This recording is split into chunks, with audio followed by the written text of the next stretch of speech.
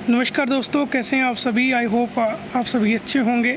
स्वागत है आप सभी का हमारे YouTube चैनल शीलम परमभूषणम में।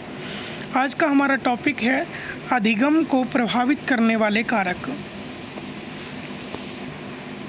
अधिगम की परिभाषा। अधिगम अनुभव एवं अनुकरण के द्वारा व्यवहार में होने वाला अपेक्षाकृत स्थायी परिवर्तन है। अधिगम एक सत्य प्रक्रिया है जो कई कारकों से प्रभावित है। अनुभव एवं अनुकरण द्वारा सीखने की प्रक्रिया अधिगम कहलाती है। किसी बालक द्वारा अधिगम की प्रक्रिया को प्रभावशाली रूप में ग्रहण करने में अनेक कारकों की महत्वपूर्ण भूमिका होती है। अधिगम को प्रभावित करने वाले कारकों की श्रेणियाँ: व्यक्तिगत कारक, सामाजिक और पारिवारिक कारक, विद्यालय एवं शिक्षण प्रक्रिया से संबंधित कारक, मनोवैज्ञानिक एवं शारीरिक कारक। व्यक्तिगत कारक कौन कौन से हैं? बुद्धि स्तर, अभिरुचि और रुचियाँ, प्रेरणा, स्वास्थ्य और पोषण, आत्मविश्वास। बुद्धि स्तर की अगर हम बात करें, आमतौर पर वे विद्यार्थी जिनका IQ अधिक होता है जल्दी सीखते हैं। उच्च IQ होना मात्र से यह गारंटी नहीं होती है कि उसका सीखने भी उतना ही तेज़ी से होगा, कि वो सीख भी उतनी जल्दी लेगा, बल्कि विद्यार्थी की आवश्यकताएं, रुचियां, अभिप्रेरणा तथा सिखाई जाने वाली विधियां भी महत्वपूर्ण होती हैं। अभिरुचि और रुचियां।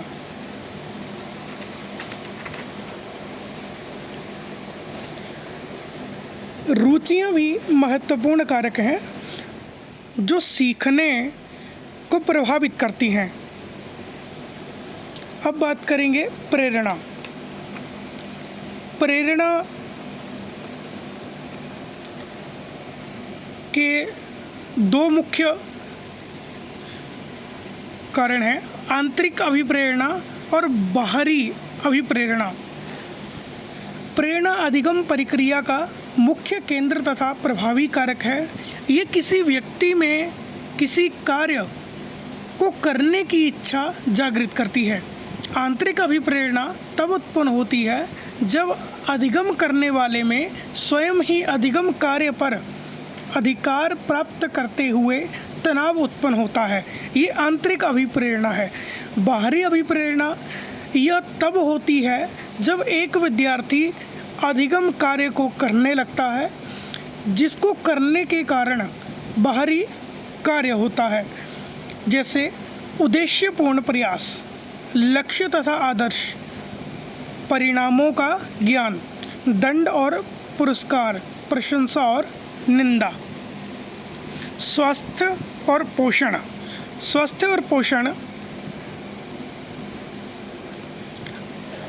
आत्मविश्वास, ये मुख्य कारक हैं। आगे चलेंगे दोस्तों। संवेदीकरण एवं प्रत्यक्षीकरण।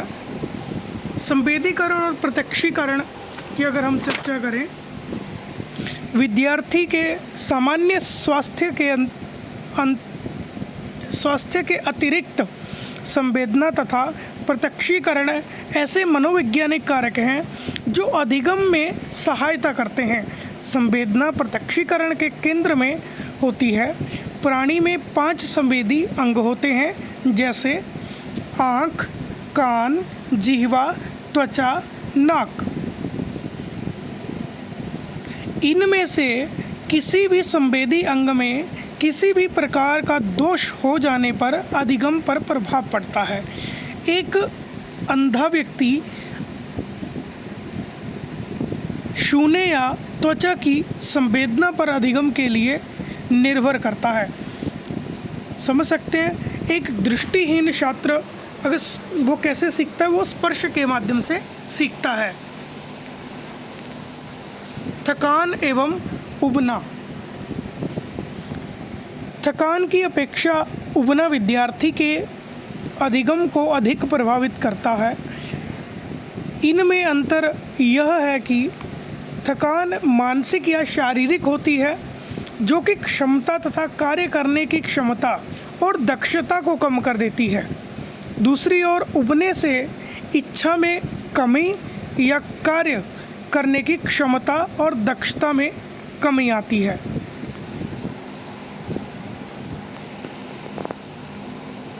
थकान से सीखने की गति जो है वो धीमी होती है और उबना अधिगम को अधिक बाधित करती है, क्योंकि रुचि समाप्त हो जाती है। रोचक एवं सक्रिय शिक्षण से बचाव संभव है। निष्कर्ष, अधिगम बहुपरक प्रक्रिया है। विविध व्यक्तिगत व पर्यावरणीय कारक अधिगम को प्रभावित करते हैं। शिक्षकों को इन कारकों को समझकर रणनीतियाँ बनानी चाहिए। ये था दोस्तों अधिगम के बारे में। थैंक यू दोस्तों, लाइक शेयर और कमेंट ज़रूर करें। थैंक यू दोस्तों, जय हिंद जय भारत। मिलते हैं नेक्स्ट टॉपिक में।